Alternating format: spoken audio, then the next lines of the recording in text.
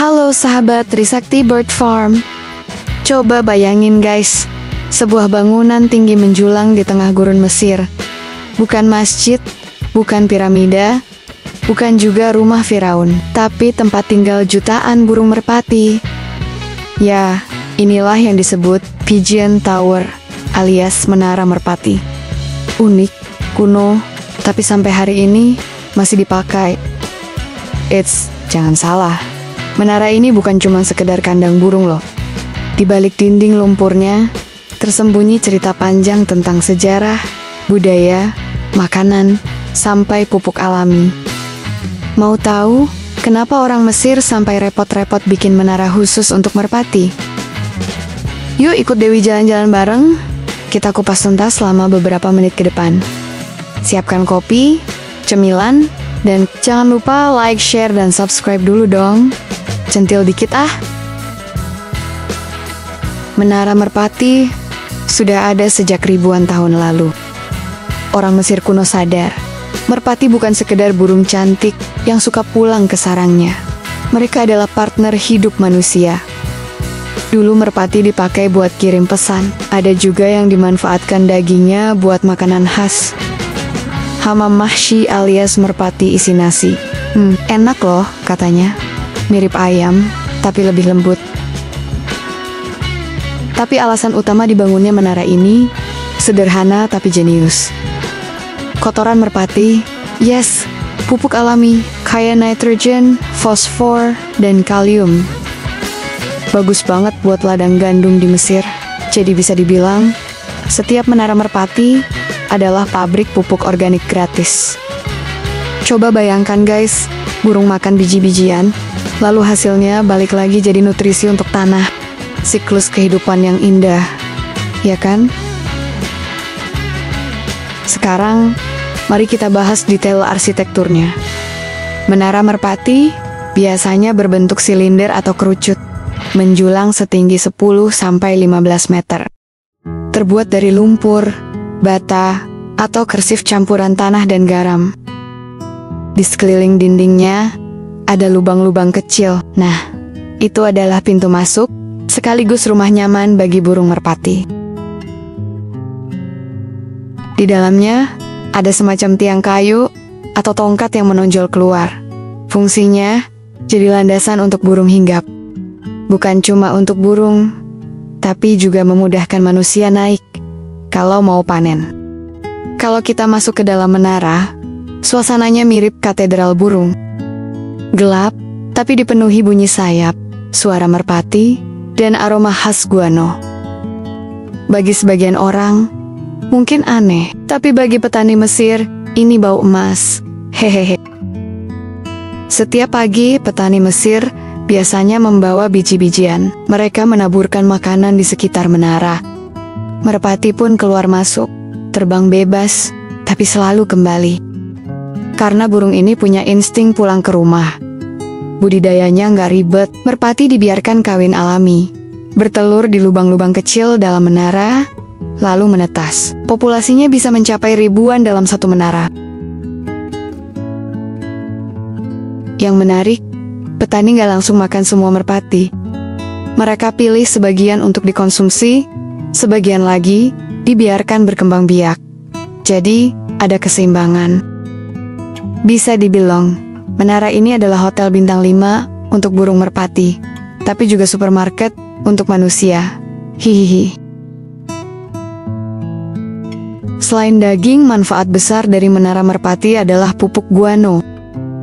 Bayangkan, ribuan burung setiap hari menghasilkan ton kotoran. Itu dikumpulkan, dijemur, lalu dipakai untuk menyuburkan tanah. Hasilnya, panen gandum melimpah. Petani bisa hemat biaya pupuk kimia, lingkungan pun lebih sehat. Bahkan di zaman dulu, guano ini jadi komoditas mahal. Dipakai bukan cuma untuk pertanian, tapi juga untuk industri kulit dan bahkan mesiu. Jadi, siapa bilang kotoran itu nggak berharga? Di Mesir, kotoran merpati bisa jadi harta karun. Kalau kita bicara soal budaya Mesir, merpati juga hadir di meja makan. hidangan hamamahshi jadi salah satu favorit. Burung merpati kecil diisi nasi berbumbu, dipanggang sampai kulitnya renyah. Katanya sih, rasanya gurih banget. Selain itu, merpati juga simbol kesuburan dan kedamaian dalam tradisi Mesir. Bukan sekadar burung, tapi juga bagian dari identitas masyarakat. Bahkan dalam pernikahan tradisional, ada simbol pelepasan merpati putih. Artinya, harapan akan rumah tangga yang damai dan subur. Wah, romantis juga ya. Menara Merpati ternyata menginspirasi arsitek modern. Hasan Fathy, arsitek Mesir terkenal, mengadaptasi desainnya untuk bangunan ramah lingkungan. Bahkan Goethe di Barcelona, sampai Oscar Niemeyer di Brasil, punya karya dengan pola mirip menara burung ini. Bayangkan, dari kandang burung di desa Mesir, lahir ide-ide arsitektur kelas dunia. Luar biasa kan? Menara Merpati bukan hanya ada di Mesir. Di Iran, dikenal dengan nama Dovecot, bentuknya megah, mirip kastil. Di Eropa, Dovecot juga ada di perkebunan bangsawan, jadi simbol status sosial. Di Indonesia, kita memang nggak punya menara khusus, tapi kita punya sangkar burung yang indah. Dari anyaman bambu, sampai sangkar ukir Jepara. Bedanya, kalau di Mesir tujuannya produksi massal, di Indonesia lebih ke hobi dan estetika, tapi tetap sama. Manusia dan burung hidup berdampingan. Kalau dipikir-pikir, Menara Merpati ini bukan sekedar arsitektur. Dia adalah simbol kerjasama manusia dengan alam. Burung diberi rumah, manusia diberi makanan dan pupuk. Ada simbiosis mutualisme yang indah. Sesuatu yang sering kita lupakan di zaman modern. Saat kita terlalu sibuk mengejar keuntungan instan, mungkin kita bisa belajar dari petani Mesir. Sederhana, selaras, dan berkelanjutan. Alam bukan musuh, tapi sahabat.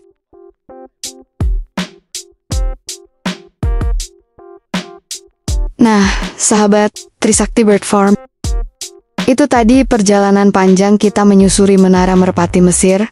Dari sejarah kuno, arsitektur unik, manfaat ekologis, sampai kuliner yang bikin ngiler. Semoga kita bisa belajar bahwa burung bukan hanya indah, tapi juga punya peran besar dalam kehidupan manusia. Kalau di Mesir ada Menara Merpati, di Indonesia kita punya sangkar cinta di hati pecinta burung. Ayah, gombal dikit biar manis. Terima kasih sudah nemenin Dewi selama 10 menit ini. Jangan lupa like, share, dan subscribe Trisakti Bird Farm. Karena di sini kita selalu percaya dunia burung itu bukan sekadar hobi, tapi juga budaya, cinta, dan kehidupan. Sampai jumpa di video berikutnya, dan bye-bye.